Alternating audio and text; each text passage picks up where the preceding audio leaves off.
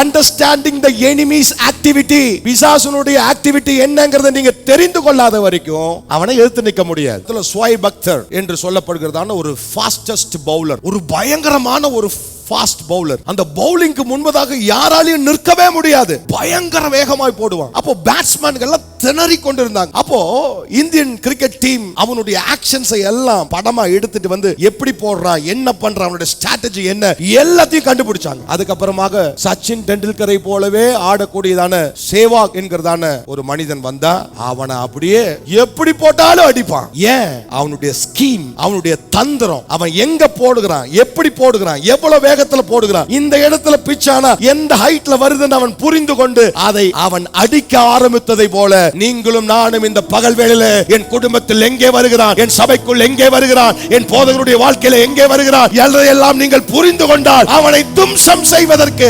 அடித்து நாசம் செய்வதற்கு ஏதுவாயிருக்கும்.